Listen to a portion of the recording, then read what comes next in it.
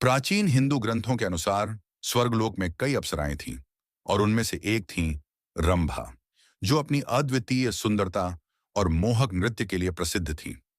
लेकिन क्या आप जानते हैं कि रंभा का जन्म कैसे हुआ? यह कहानी देवताओं, ऋषियों और स्वर्गलोक की विलक्षण घटनाओं से जुड़ी है।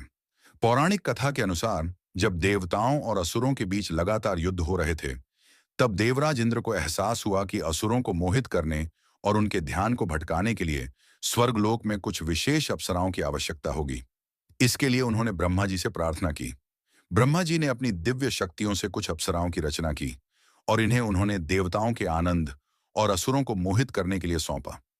इन्हीं में से एक थीं रंभा, जिन्हें सौंदर्य, नृत्य और संगीत में अतुलनीय बनाया गया। रंभा सिर्फ एक साधारण अप्सरा नहीं थी, बल्कि उन्हें मंत्र मुग्ध कर देने वाली अद्वितीय शक्तियां प्राप्त थीं।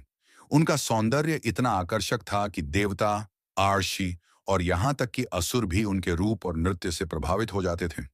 वे स्वर्ग की प्रमुख अप्सराओं में से एक थीं और देवताओं के मनोरंजन के लिए नृत्य प्रस्तुत करती थीं। रंभा की एक और प्रसिद्ध कथा महर्षि विश्वामित्र से जुड़ी है।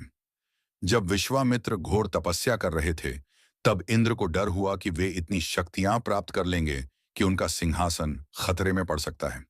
इंद्र ने रंभा को भेजा ताकि वह अपनी मोहिनी छवि से विश्वामित्र की तपस्या भंग कर सके।